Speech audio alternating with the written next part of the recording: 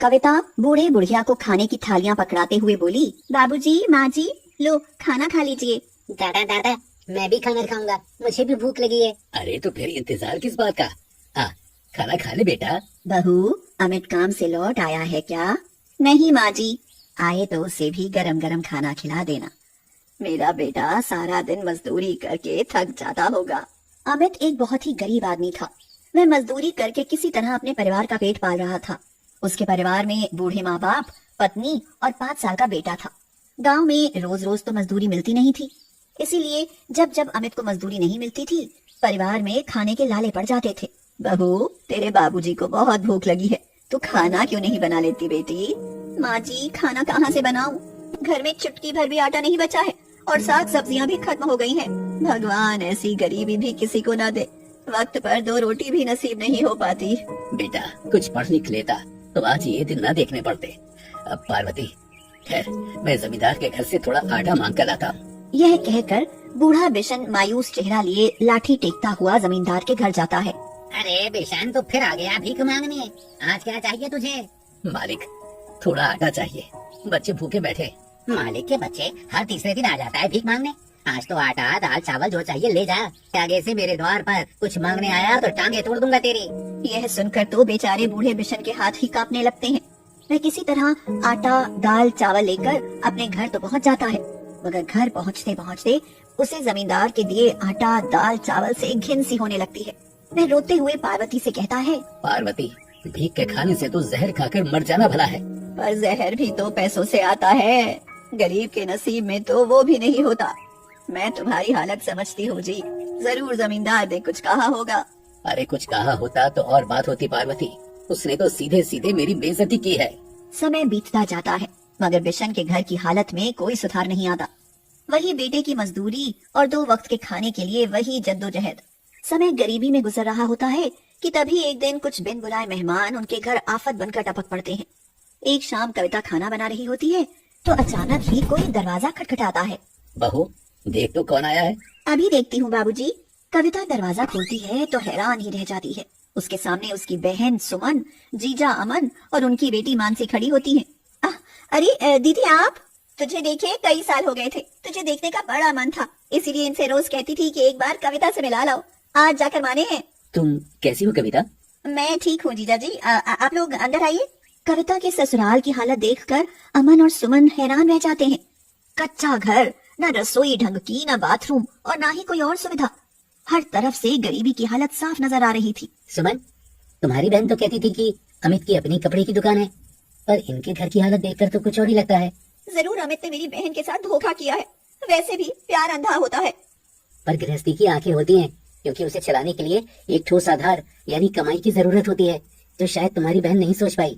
अगर बहन में इतनी ही समझ होती तो अमित के साथ भागकर कभी शादी न करती अमन। इधर कविता की बहन और उसके जीजा उनकी गरीब हालत देखकर परेशान हो जाते हैं, तो उधर बिशन अचानक घर में आए मेहमानों को देखकर गहरी चिंता में पड़ जाता है। उसे मेहमानों के खाने की चिंता सताने लगती है। मेहमान अचानक न आते तो पहले से कुछ प्रबंध कर लेते, पर अब क्या कर सकते हैं। बहू, घर में जो रूखा सूखा बना है उसी से मेहमानों का आदर सत्कार करो। पर बाबूजी, उस खाने में तो बस मेहमानों का ही पेट भरेगा। तो क्या हुआ बेटी, मेहमानों का तो पेट भरेगा ना, हम भूखे पेट सो जाएंगे। तेरी सास ठीक कहती है बेटी। तेरी बहन और जीजा जी पहली बार हमारे घर आए हैं, उन्हें कम से कम यह तो ना लगे कि तुझे ससुराल में भरपेट खाना मिल पाना भी मुश्किल है। अमन और सुमन कविता के ससुराल की हालत को समझते हुए जो भी रूखा सूखा खाने को मिलता उसी को प्रसाद समझकर खा लेते, मगर कविता पर कोई ताना नहीं मारते। अमित के लिए भले वे बिन बुलाए मेहमान थे, मगर अमित भी उन्हें देखकर बहुत खुश होता था। कविता सुनो, मेहमानों की खातिरदारी में कोई कमी मत रखना। घर में जो रूखा सूखा है वही तो खिला सकती हूँ मैं। बेटा तो चिंता ना कर, भले हमें भूखे पेट रहना पड़े पर मेहमानों को पेट भर कर खिलाएंगे। बाबू, मैं आज कुछ ऐसा करूंगा कि मेहमानों को आज रात बढ़िया खाना मिल सके। हाँ, फिर तो कुछ इज्जत रह जाएगी बेटा। पर शाम को जल्दी लौटाना, देर मत करना। किस्मत से उस दिन अमित को अच्छी मजदूरी मिल जाती है। गांव का जग्गन लाला उसे ट्रैक्टर ट्रॉली से खाद के बोरे उतारने का काम दे देता है। देख भाई, इस ट्रॉली से खाद के बोरे उतार कर दुकान में रखेगा तो मैं तुझे पूरे 2000 रुपए दूंगा। आपकी बड़ी मेहरबानी होगी लाला। यह कहकर अमित खाद के बोरे उतारने का काम शुरू कर देता है। मगर तभी लाला देखता है कि उसके कंधे से खून बह रहा है। अरे ठहर भाई ठहर, अरे तू कैसा लड़का है, तेरे कंधे से खून बह रहा है और तू है कि बोरेट हो जा रहा है। लाला, आज मुझे पैसों की खास जरूरत है, इसीलिए इस खून की कोई परवाह नहीं, छोटा सा घाव है भर जाएगा। कमाल है बेटा, कंधे पर चोट लगी है, घाव है और खून बह रहा है, पर तू है कि उफ तो नहीं कर रहा। जरूर तेरी कोई खासी जरूरत होगी। हाँ लाला, बहुत खास जरूरत है। उस दिन रात को अमित के घर में खूब अच्छा खाना बनता है और मेहमानों सहित सब भर पेट खाना खाते हैं। फिर अचानक ही कविता की नजर अमित के कंधे पर लगे खून पर पड़ती है, तो वह अमित को एक तरफ बुलाकर पूछती है, अमित, ये तुम्हारे कंधे पर खून कैसा? वो 2 दिन पहले छोटी सी चोट लग गई थी, उसी से निकल आया होगा। दिखाओ तो कितनी चोट लगी है। ओहो कविता, क्यों परेशान हो रही हो? जाओ अपनी दीदी के साथ बैठकर बातें करो। नहीं, मुझे चोट दिखाओ। यह कहकर कविता अमित की शर्ट उतरवाती है तो अमित के कंधे पर गहरा घाव देखकर परेशान और हैरान हो उठती है।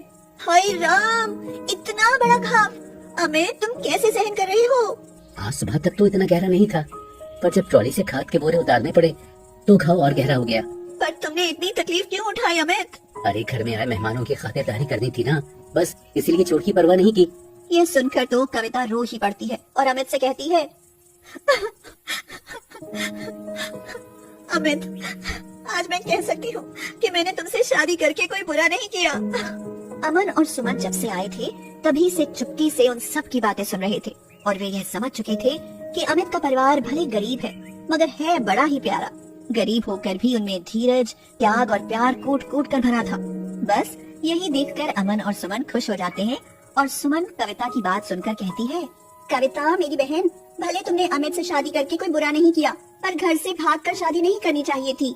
बिल्कुल सही, क्योंकि इससे लड़की वालों की इज्जत पर तो बट्टा लगता है ना। मुझसे भूल हो गई जीजा जी, माफ कर दो। अब जो हुआ उसे भूल जा और मेरे गले लग जा। बहुत दिनों से तुझे गले नहीं लगाया।